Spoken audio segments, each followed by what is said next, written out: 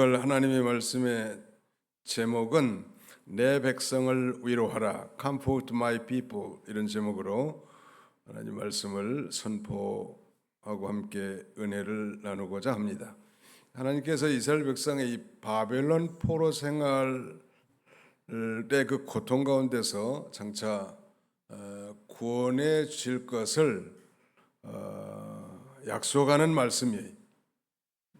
다시 말씀드리면 절망 가운데 있는 이스라엘 백성에게 하나님의 위로와 구원의 약속을 지금 전하는 말씀이란 말이에요. 내 백성을 위로하라. 사랑하는 성도 여러분, 사람은 누구나 위로를 필요로 합니다.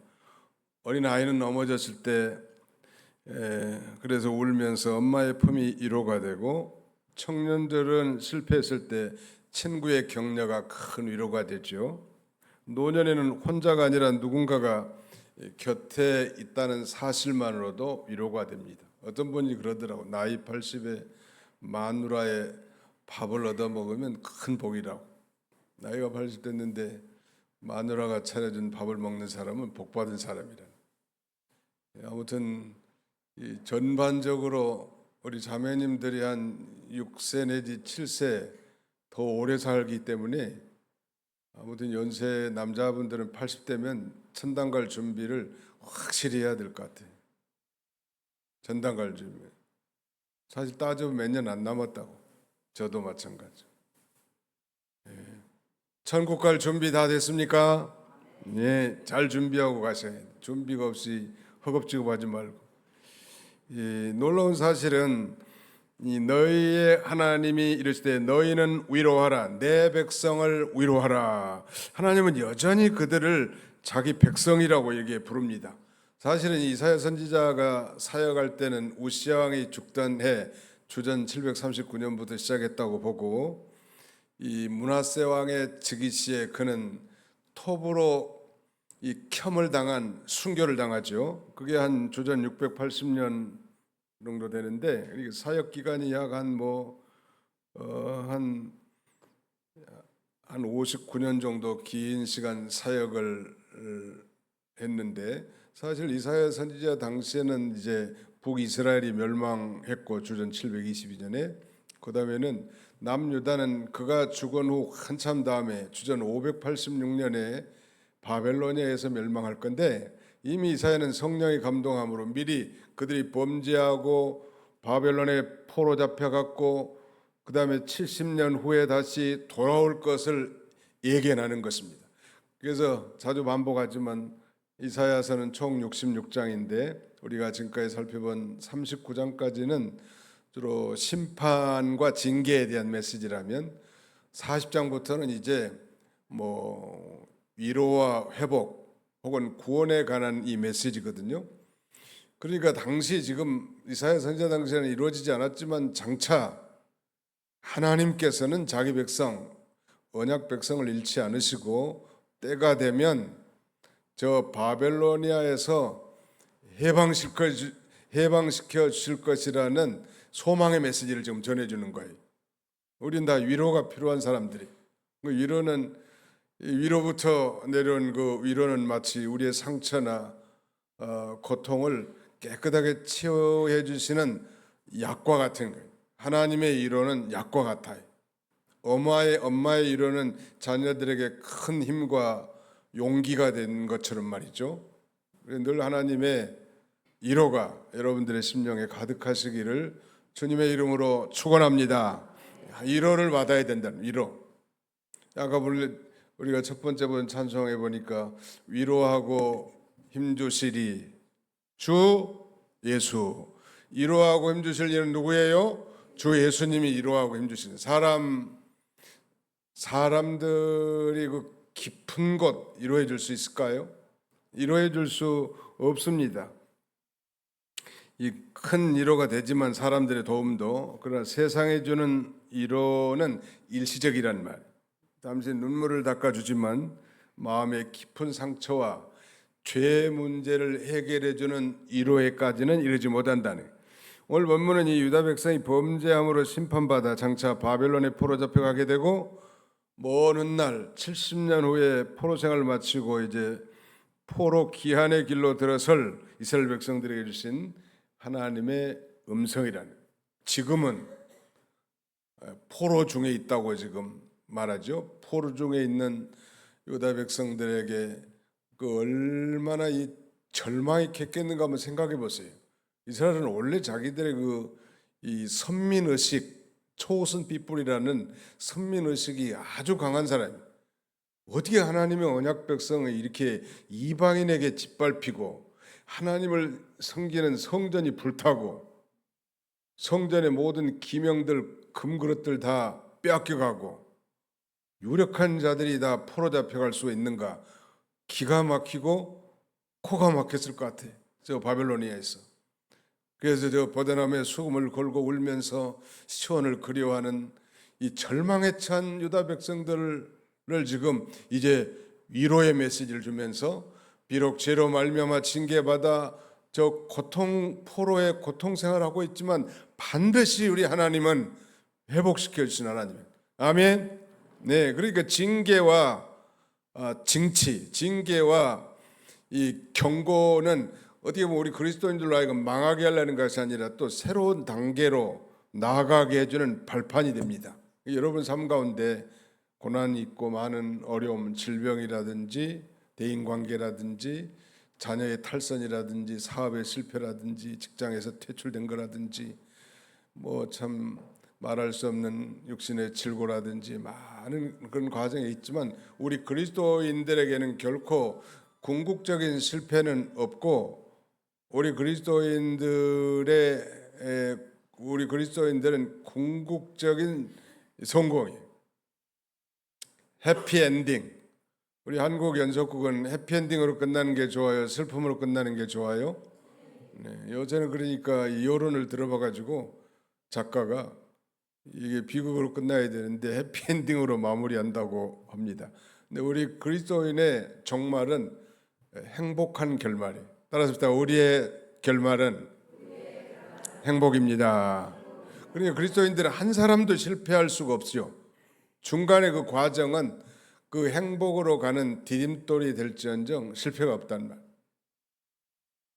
에브라함 링컨은 어려서부터 성경이 만든 대표적인 인물인데 그는 이 실패를 많이 했습니다. 뭐 주지사부터 아무튼 뭐 실패를 많이 했는데 어느 날 한 기자가 와서 질문하기를 대통령 된 이후에 각하께서는 수많은 그 실패와 좌절 가운데서도 어떻게 그렇게 낙심하지 않고 우뚝 설 수 있었습니까? 라는 이러한 질문에 대해서 에브라함 링컨은 대답하기를 나는 그 수많은 실패가 나의 성공으로 가는 디딤돌로 여겼습니다.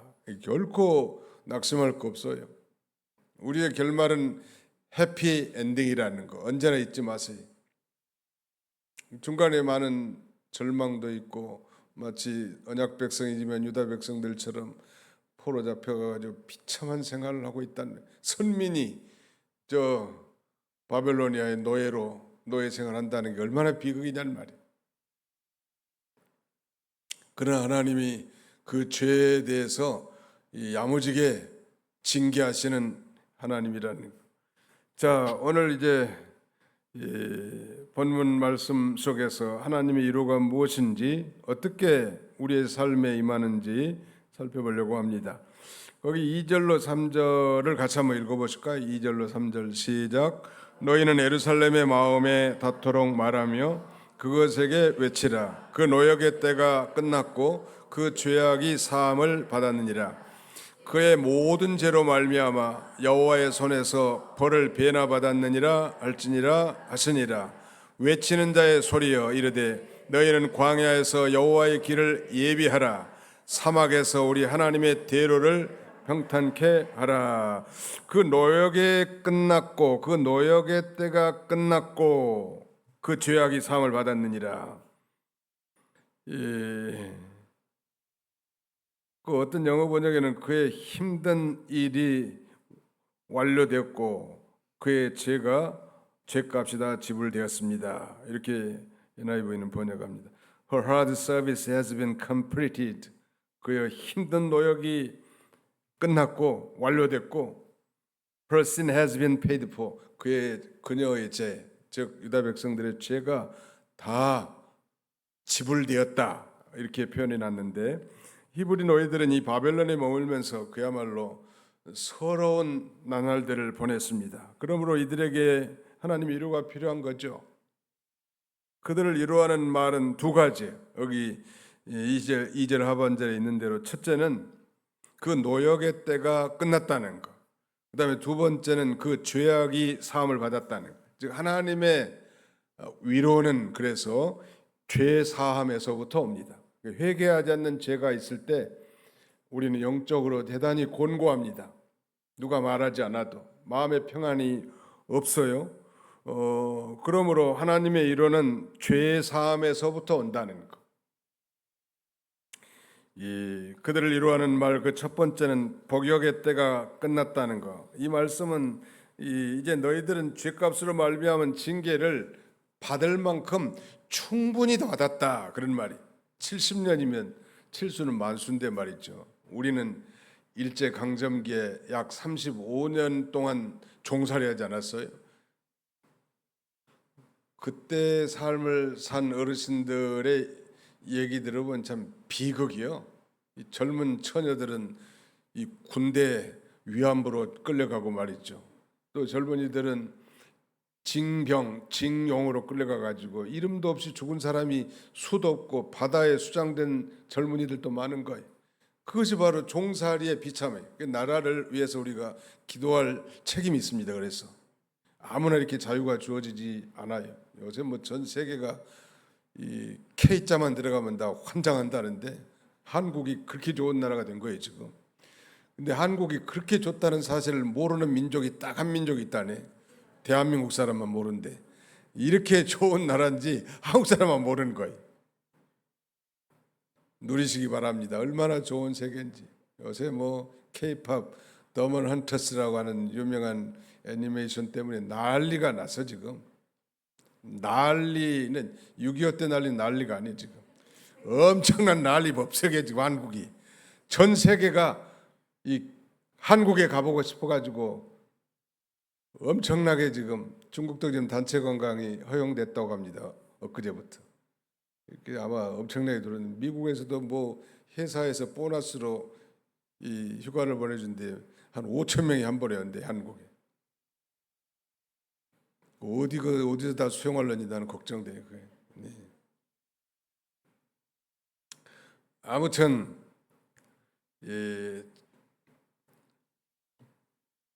그들이 징벌로 받은 이 포로 생활 기간, 즉 고역의 기간이 이제 찼다는 거예요.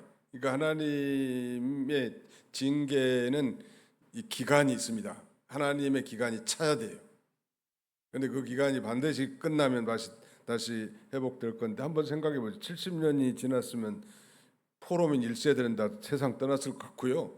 포로민 2세들도 노인들이 다 됐을 거 아닙니까? 우리는 35년이니까 1910년에 한일합방이 된 이후에 1910년에 태어난 사람들 같으면 45년이면은 35살 아니요? 35년간. 근데 35살에 만약에 일본에 끌려갔다면 해방됐을 때가 70살이 된다고. 비극이요. 그리고 얼마나 그야말로 이제 지치고 진해진 거지 말하자면 이 고통과 괴로움, 절망. 어떻게 선민이 이런 대우를 받을 수 있을까? 과연 하나님이 살아계실까? 하나님이 살아계신다면 나를 이렇게 대우하실까? 그런데 오늘 본문에 우리 하나님은 위로하라. 내 백성을 위로하라. Comfort my people. 내 백성이라고 부르는 거예요. 언약 맺은 하나님의 자녀들이니까 우리도 마찬가지. 예수님을 진실로 믿는 그리스도인이라면 우리가 예수 그리스도 안에서 그의 피로 맺어진 하나님의 언약 백성인데 이 관계는 하나님 우리 아버지가 되고 우리는 그의 사랑스러운 자녀들의 이 관계는 결코 변화됨이 없죠. 그러니까 언약 백성들로 똑바로 살면 하나님이 쌓을 것이 없도록 하나님이 축복해 주시는 거예요. 아멘. 대답이 시원찮은 것 보니까 그렇게 안 살겠다는 거예요. 뭐예요 지금 도대체? 나는 따라서 합시다. 나는 새 언약 백성입니다. 새 언약 백성답게 똑바로 살겠습니다. 그렇게만 살면 하나님이 쌓을 것이 없도록 복을 줘. 하나님이 본심이 복 주시기를 원하고 잘 되기를 원하신 분이 하나님 본심인데 왜 우리가 그렇게 풍성하게 못 누릴까? 언약 백성답게 살지 못하고 언약 백성으로서 하나님과의 관계가 삐뚤빠뚤 되는 거예요. 하나님은 아버지라고 모시고 분명히 자녀인데 자녀답게 살지 못하는, 마치 돌아온 탕자처럼 사는 거예요. 그래 탕자에도 그 아버지가 아들 오기를 기다리잖아요. 오니까 다 용서해주고 품에 안아. 러시아의 그 페테스부리 그 이대 수도에 거기에 이 박물관에 유명한 탕자의 귀환이라는 그림이 있는데 이 러시아를 방문한 관광객들은 그 그림 앞에 떠날 줄을 모르고 많은 사람들이 멈춰 있다고 합니다. 에르미타주 박물관인데 탕자의 귀환. 근데 그 아버지 축 처진 어깨 안에 품은 그 아들이 이 떨어진 신발을 신고 품에 있는 모습이 너무 감동적이에요. 그러니까 아버지는 그런 탕자라도 돌아와서 올바른 관계 속에서 살기를 원하신다는 거예요. 놀라운 일이죠.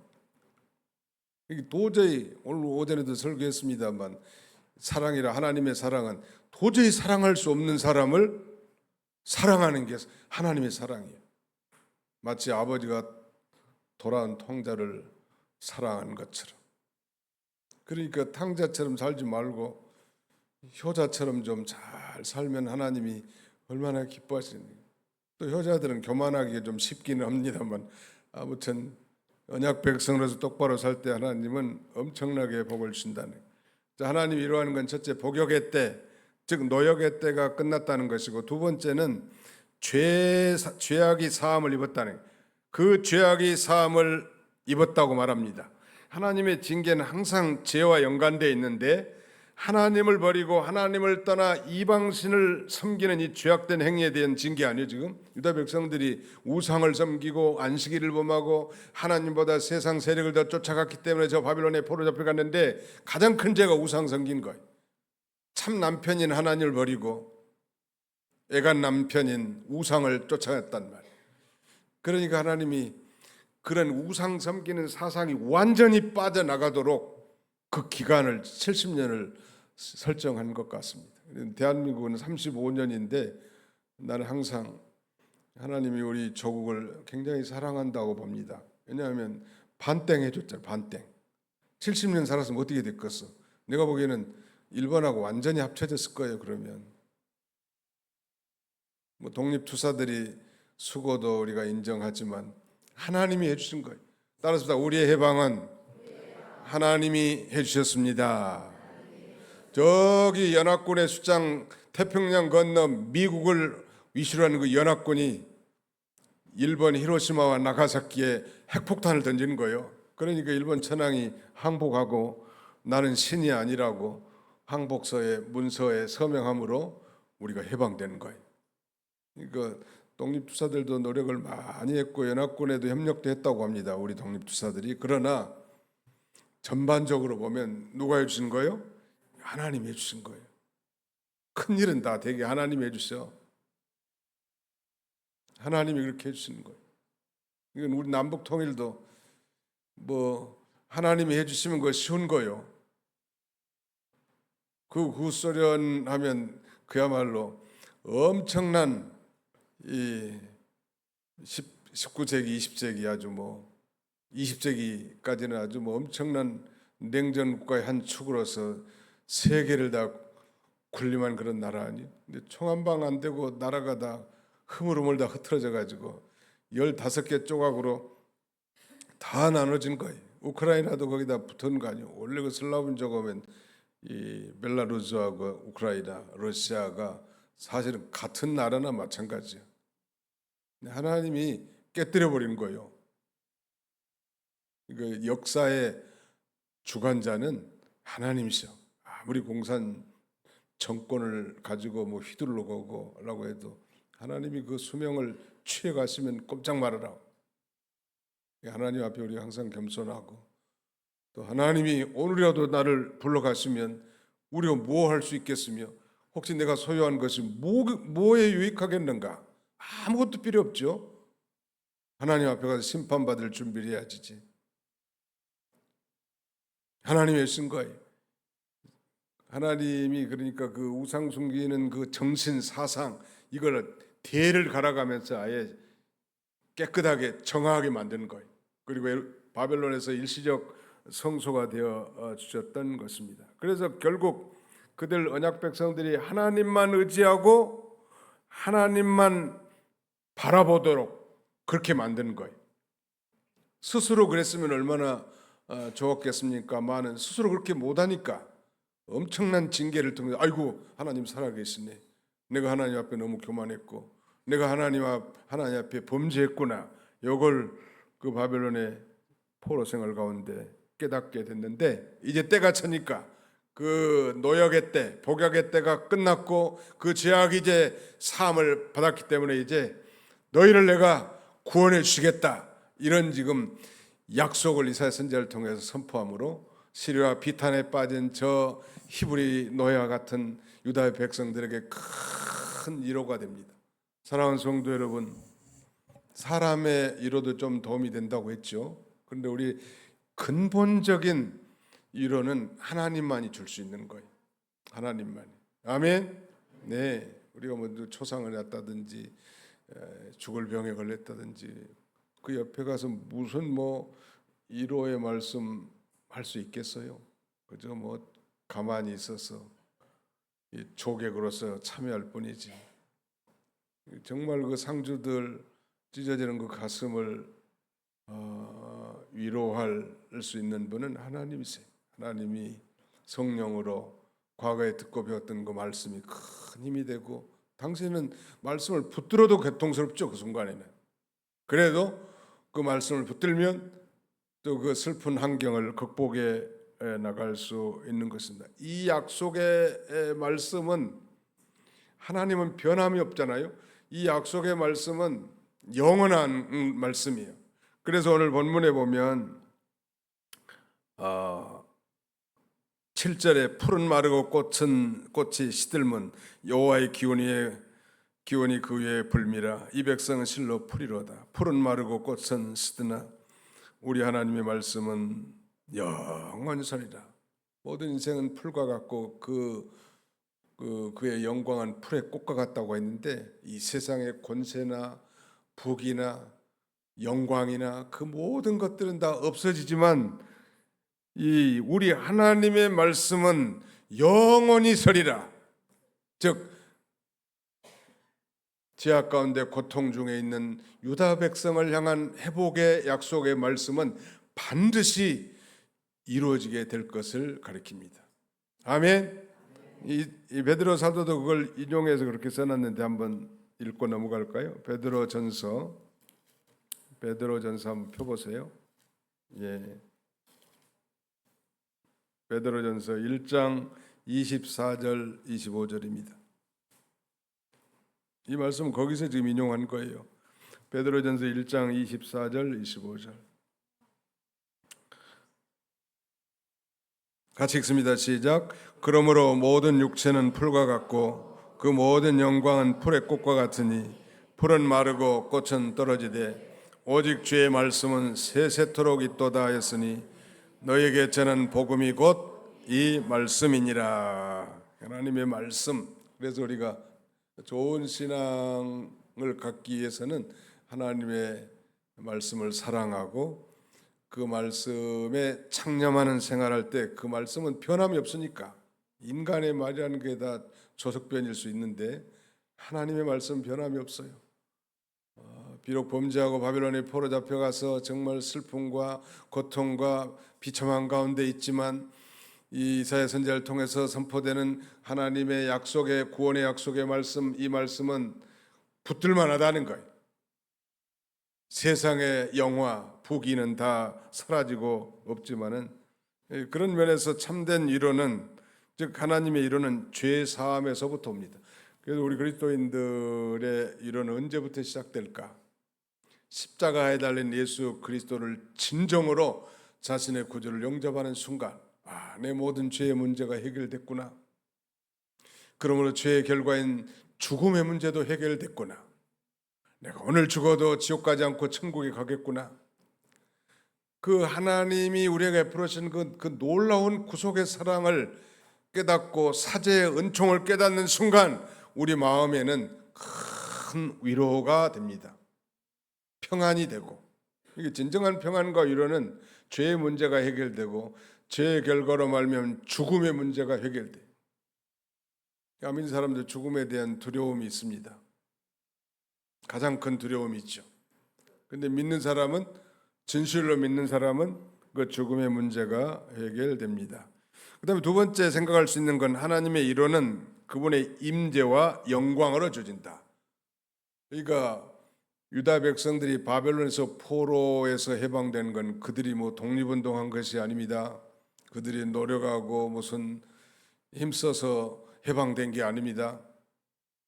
거의 불가능 70년이 지났으니까 이미 거기다 이 바벨론 국가에 아주 적응이 다 됐을 거 아닙니까?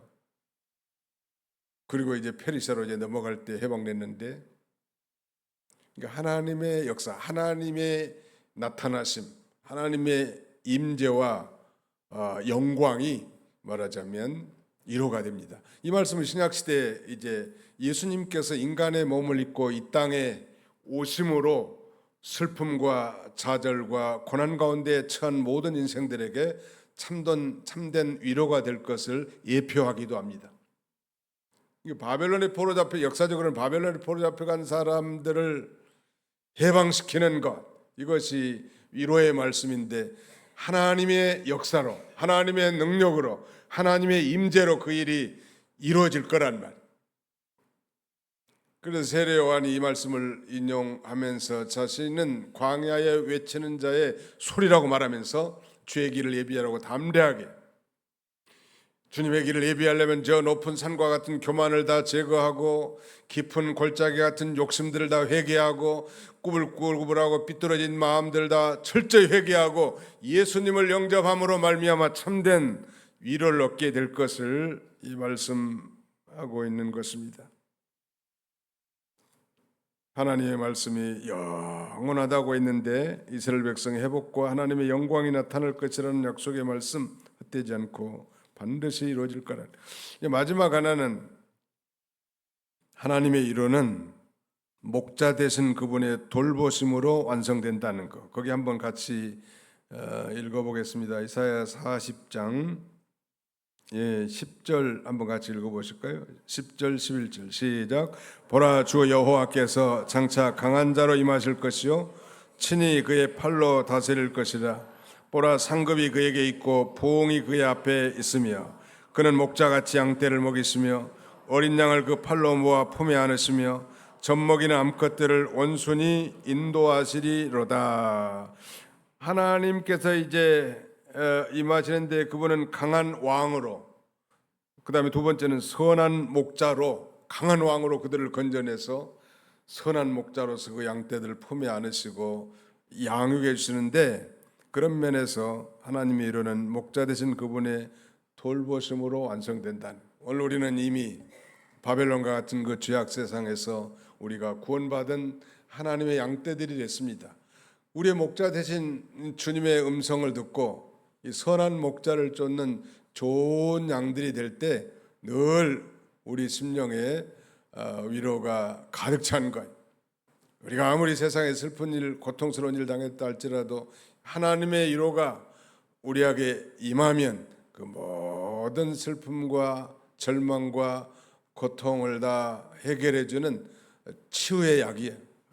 위로가 치유의 약이라. 자꾸 위로해주고 격려해주는 삶이 중요합니다. 가족들도 마찬가지고 형제들끼리도 마찬가지고 서로 격려해주고. 우리 슬로건이 그거 아니요? 하나님께 충성하고 또 사람에게는 격려해달라는. 하나님께 충성을, 사람에게는 격려를. 사람들은 누구나 다 위로와 격려가 필요합니다. 정죄와 비난은 어울리지 않아요, 우리 언약 백성들에게는. 세 가지를 지금 말씀을 드렸는데 다시 한번 이 반복하면은 이 포로된 이스라엘에게 주신 하나님의 1호의 메시지. 첫째는 죄 사함의 1호, 우리의 죄를 용서하심으로 평안을 주신다는 것. 둘째는 임재의 영광의 1호, 하나님이 친히 오셔서 우리를 구원해 주시고 우리와 함께 하신다는 것. 셋째는 목자의 돌보심의 1호, 우리를 끝까지 품고 인도해 나가신다는 것. 이런 복된 언약 백성의 삶을 사는 저와 여러분들이 다 되시기를 주님의 이름으로 축원합니다. 기도하겠습니다. 하나님 아버지 감사합니다. 세송 명절을 맞이해서도 먼저 하나님 앞에 안식일을 기억하여 거룩히 지키라고 하신 주님의 명령을 쫓아 이 오후 예배까지 우리 하나님 앞에 예배할 수 있도록 은혜의 주심을 진심으로 감사합니다. 자비로우신 아버지, 우리가 예수 믿기 전에는 마치 바벨론 포로에 잡혀있는 유다 백성들처럼 이 절망과 저주와 비참한 가운데 있었지만 아버지 하나님께서 약속하신 그 언약의 말씀의 실현으로 말미암아 예수 그리스도께서 이 땅에 인간의 몸을 입고 이 땅에 강탄하셔서 그가 우리의 죄를 대속하심으로 그를 믿는 우리가 죄사함 곧 구원을 얻게 되고 참된 위로받는 백성이 되게 하심을 감사합니다.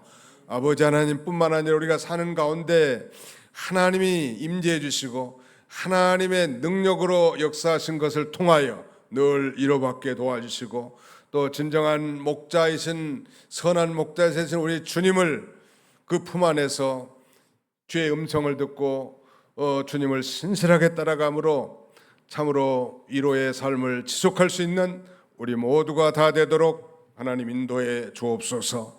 우리가 이 위대한 하나님의 위로를 받은 자들이오니 아직도 우리 주변에는 정말 슬픔과 비탄에 처한 수많은 사람들을 그리스도의 사랑을 가지고 저들을 진정으로 위로하는 성숙한 하나님의 자녀들이 다 되게 하여 주시옵소서. 예수님의 이름으로 기도하옵나이다. 아멘.